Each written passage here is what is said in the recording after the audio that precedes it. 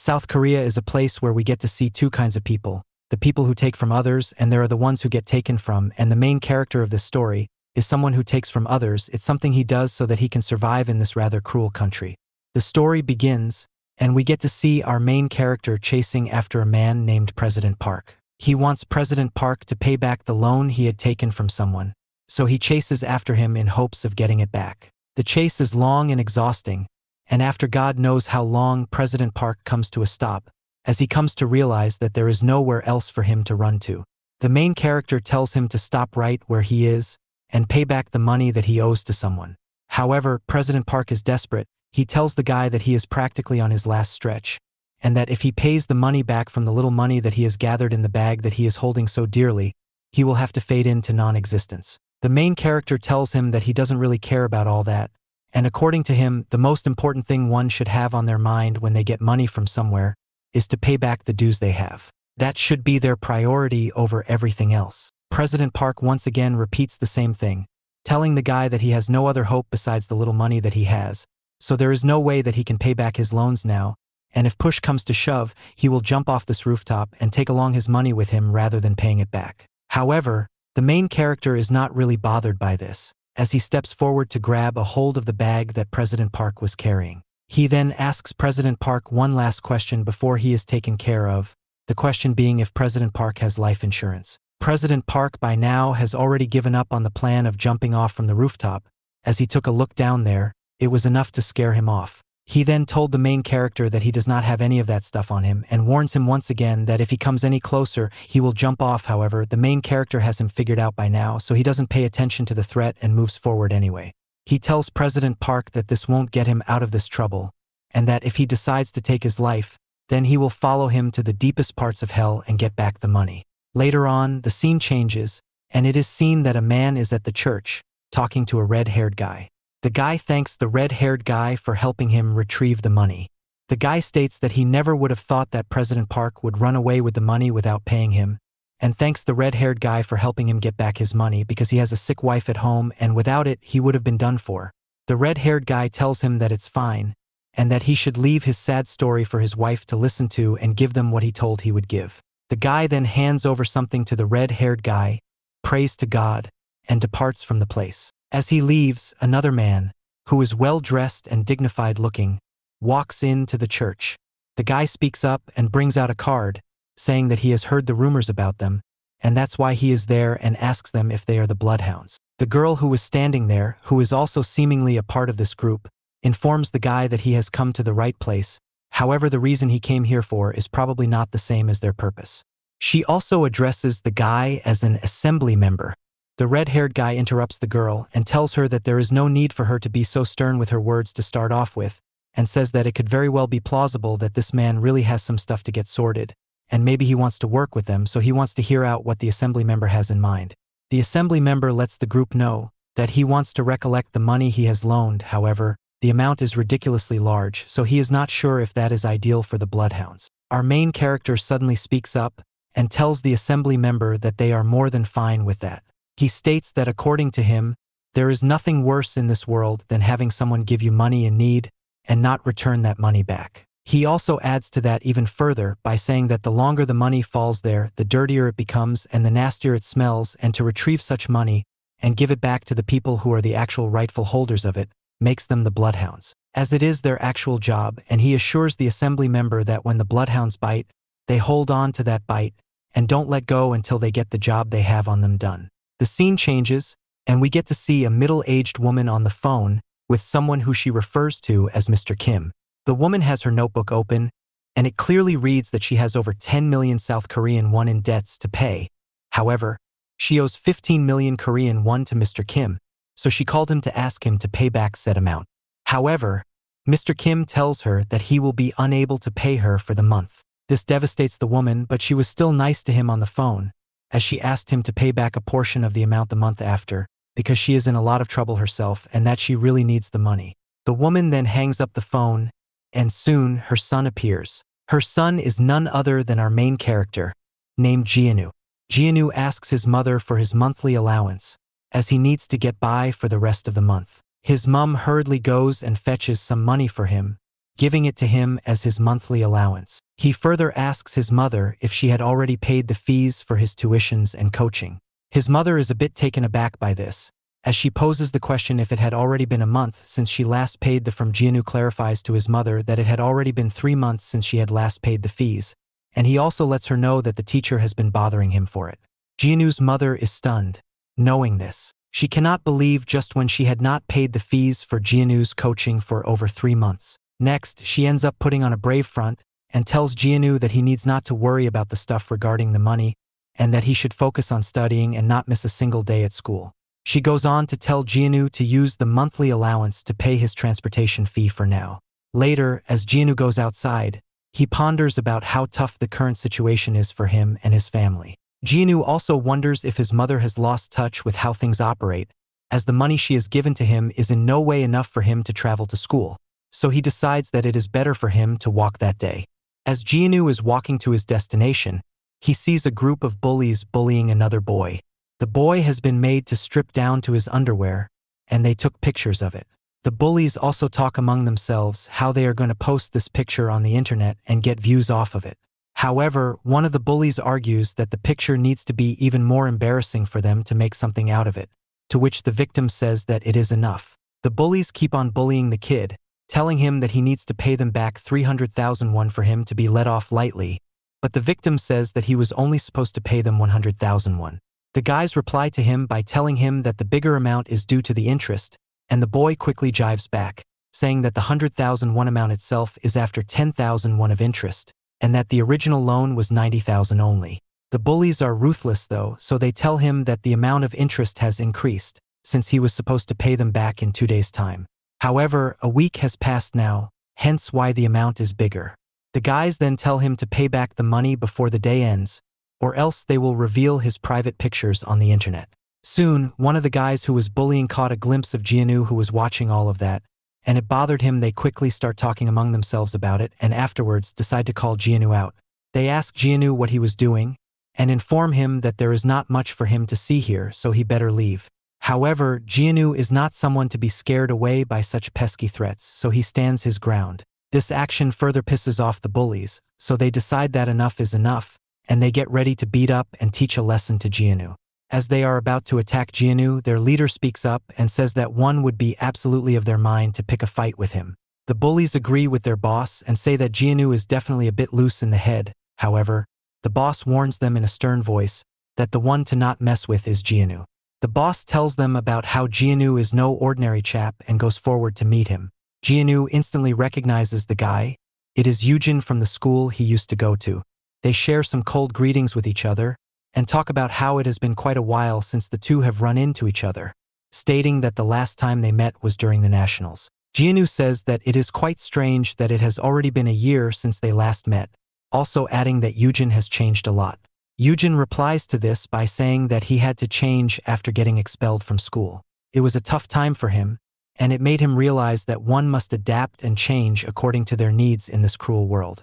And thus, he has changed because the world wouldn't change for him. Jianu listens to this and sarcastically pokes fun at Yujin, saying that his huge change only amounts to him starting to steal money from others. Yujin gets offended by this as he explains to Jianu that he is not stealing money from anyone, and that he is just investing his money and collecting it back with interest, just like how most businesses would do so. Jianu once again pokes fun at him by telling him that it is clear as daylight that he is stealing money from people when we look at what they are doing to the kid there. Yujin, enraged, asked the kid if he was stealing money from him. The kid, already scared, replies that he wasn't doing that, and that it was his fault for not paying back the money in time. Yujin then uses that statement to tell Jianu how it works, and makes his point clear to Jianu that people like him should not interfere in his business, as it would only cause them more trouble on top of what they already have. Jianu realizes that there is truth to the statement. While they were harassing the kid, they were doing it to get their money back, and besides, he cannot afford to get into more trouble, so he decides to just avoid this and walk away. Yujin sees this and adds that Jianu should consider hitting him up if he is ever in need of money. That way, he can get money from Yujin at a very cheap rate. Jianu catches this while walking away and signs to Yujin that he heard it. As Jianu goes away, Yujin talks about how Jianu still thinks he is the top of the food chain, and that it is ridiculous before he tells his goons to take care of the situation regarding the retrieval of money. The scene changes and it is nighttime now. Jinu's mother is seen closing out her snack store.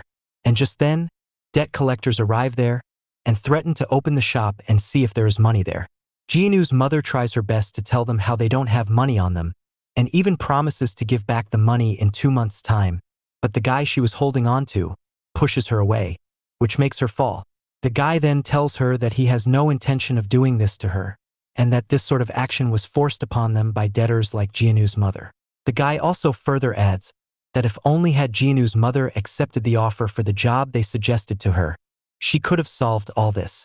The guy talks about how Jinu's mother is already too old for the job's requirements, but because she is pretty, they would have allowed her as a special case. He adds that by working there, she could have easily paid back the loan to them in a year's worth of time, and not to mention, she would have also made enough money to help her growing son go to college. Anyway, as this is going on, the guy is suddenly grabbed by someone, and that someone is Jinu. Jinu then drags him and slams him like how they do in judo. The slam is so impactful that it makes the man cough up mucus. Everyone else is totally bamboozled by this, and eventually they realize who had done this and get ready to do something about it. That being said, Jianu, being who he is, asks everyone to come at him and says that he will beat each one of them because he can. Just as a fight is about to begin in the scene, a luxurious car arrives there and walks out of it. A man who seems to have a lot of influence, as he is talking to assembly members on the phone. However, it is a man with a peculiar look, as he has half of his cheek split and put together with hooks and stitches. The guy then hangs up his call and asks the goons just why are they creating such a ruckus. The goons are quite taken aback by the sudden appearance of the boss, and they try to explain their case by telling the boss that it was Jianu's fault. The boss hears this and states that it is the fall of his foul mouth that causes so much issues, and he also adds to that by suggesting that they should do something about the said foul mouth. The guy, with no other choice, reluctantly steps forward, and the boss grabs his face before slapping the taste out of his mouth, and it was not just one, but a plethora of slaps.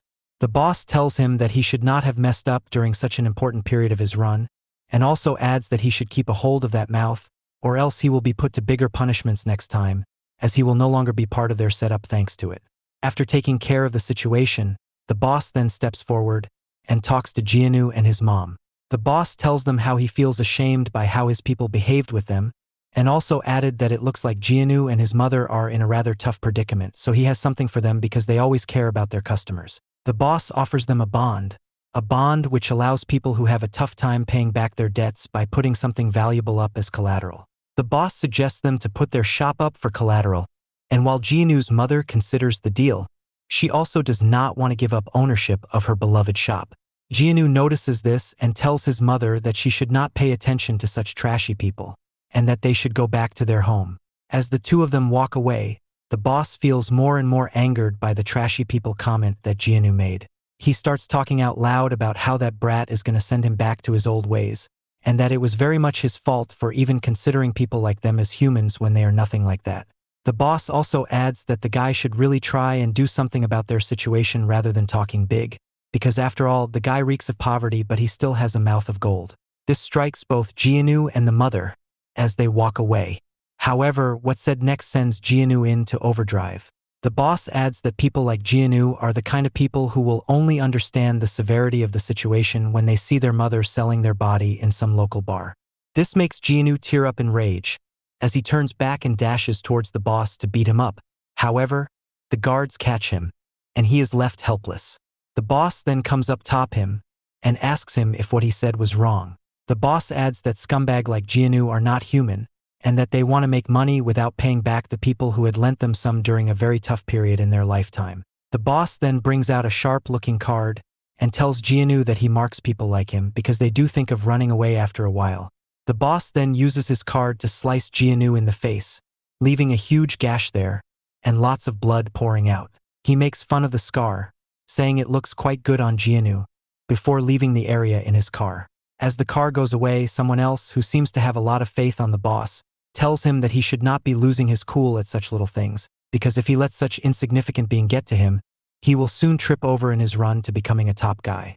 The boss, called President Kim by a lot of his peers, tells him not to worry about such things, as he plans on crushing anyone who talks crap about him, and by crushing him he will get to the top.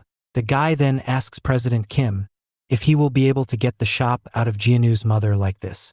President Kim swiftly answers this by telling the guy that parents are for this reason. They will do anything for their kids, and so will that lady because she just saw what they did to her son, and that will leave her with no choice but to sign on the paper. The guy then praises President Kim, saying that this is the reason why he is putting his faith on someone like him. The two of them then go off to have some drinks and chill out. Time passes by, and the prediction made by President Kim comes into fruition, as we see the shop owned by Jianu's mother is now put up on lease.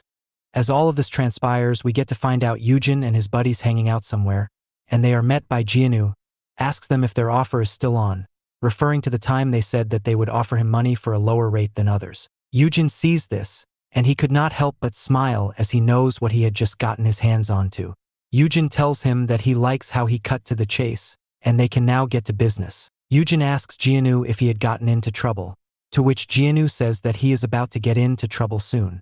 Later, after explaining the whole thing to Yujin, Jianu is hopeful about getting some money, but Yujin is stunned by the huge amount Jianu was asking for, and let him know that there is no way for someone like him to pay such a huge amount, and even if he did have that huge amount on him, why would he loan it to Jianu, because there is no way to guarantee that Jianu would be able to pay that amount back. Jianu tells Yujin that if he does not have that sort of money on him, then why is he even walking with him?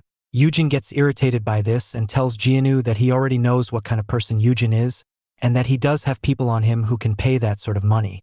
Jianu is shocked after hearing this, and he tells Yujin that he should have told him about this earlier, rather than demotivating him by spinning things around. Yujin asks him if he is interested in this opportunity, and Jianu replies by saying that of course he is. Yujin lets him know that this is not going to be easy and he should think properly before going into it. Jianu considers this before asking Yujin if that person was a company president or anything. Yujin lets him know that the person is known by everyone in the Myeondeong region, because of his iconic story of going from rags to riches. It is said that the man once owned quite literally everything one could have wanted, however, stuff coughed up to him, and he decided to go covert with his money. That being said, it was only a matter of time before the smell of his money got out, and now he is back into the game and he lends money to people like Jianu who cannot guarantee anything.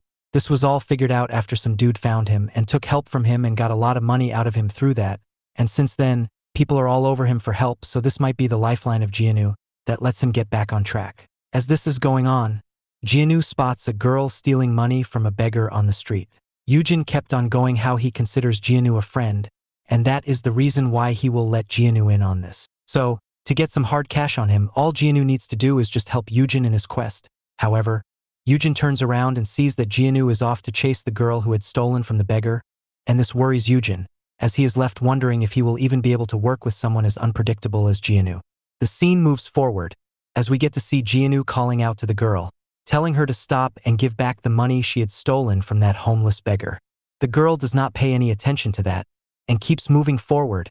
However, soon, Jianu catches up to her, and grabs her hand to pull her back. The girl is left irritated by such behavior from Jianu, and she asks him just why he has been messing with her. Jianu quickly confronts the woman, asking her why he had stolen from the homeless dude, and also asked her to return the money. The girl tells him that he probably has a misunderstanding and that she is not the person who he thinks she is. Jianu is left confused by this, but he does not let the girl escape, as he is quite sure he had seen her take money from the beggar. He once again stops her, asks her to return the money. By then, the beggar had also arrived at the scene to get the girl, and he is not alone as he has his group with him as well. The girl notices this is trouble for her, so she once again tells Jianu that he has a misunderstanding going on. Jianu notices the beggars coming for her, and tells her that it does not seem like she is not the wrong person as they are coming for her. So he tells her that if she has any conscience left within her, she should return the money. The girl finds this comment rather amusing, as she tells him that the world is not as nice as he thinks it is, and there is a lot of inner workings which he probably is not aware of. She tells him that she does not think those guys are nice and helpless, not one bit, and they do not have a conscience themselves, so she only considers this fair gain. The girl starts walking away again, but Jianu goes forward to stop her. However, this time the girl fights back and kicks him in the manhood. This makes Jianu go down and he quivers in pain. The girl then says that she has a lot of stuff on her hands, so she cannot waste her time on him. She also tells him that he is overreacting because she had hardly connected with that kick. Jianu replies saying that she very much did hit her with it, and that it was a full-powered blow. He also tries to tell her to stop, but this time he did not have the strength to actually chase after her. Anyway, by this point, the beggars had spotted her and grabbed her to tell her to stop. The beggar who she stole from tells her that she is a thief and that she should respectfully return the stuff she had stolen from him. The girl does not like the term he had used and tells him that he is no one to call her a thief, when they are the real thieves of the society. She exposes them by letting them know that they are not real beggars, and that they do not require help. Instead, these guys push out actual homeless people, take their spot and name, make money off it, take loans on their name before leaving. When the real homeless people come back, they get to know they have a huge loan on their name, which ends up ruining their already crappy lives by tenfold. This puts them on the notice to everyone, but the beggar does not like it and tries to beat her up for talking smack despite being a thief. He grabs her tightly before picking up his hand to slap her, but as he is about to do so, he is stopped by Jianu. The beggar is shocked to see Jianu grabbing his hand to stop him, and calls him an ally of the thief girl. However, Jianu exposes him even further by pointing out the Rolex he was wearing on the hand which he was about to use on the girl. The guy gets embarrassed by this and tries to fight it off by throwing a punch at Jianu, but Jianu slips right past the punch like he was Prim-e Muhammad Ali. This shocks the goon, as he wonders just who this chump is, and as he is about to take him on, the beggar notices something and stops. His lackeys get forward and tell their man to go to the back and promises him that they will take out Jianu for him, but the boss tells them to stop. The fake beggar informs them about the scar on Jianu's face, and how that is evidence of him being marked by Kim Myung-jil, or President Kim as many call him. This makes Jianu a prime target for Myung-jil and hence why they should not mess with him, because he is reserved for something else already. The goons subsequently leave the scene, as they do not want to get involved in something like that. Jianu then checks on his scar and notices that it had gotten exposed again. The thief girl also notices the scar and asks Jianu if he had borrowed money. Jianu does not answer it, and the girl understands the situation and tells him that it is fine. If he does not want to answer, she will not bother him about it. However, before leaving, the girl tells him that he should quickly pay back the money if he has taken it, because Kim Myung-jil is quite honestly the worst person ever. Jianu hears the name and asks if that was the name of the guy who had hurt him, and asks the girl if the guy is popular for what he does or anything else. The thief girl lets him know that he should be more worried about how to return the money as soon as possible, rather than getting lost in minuscule details. What awaits the fate of Jianu is something that needs to be seen.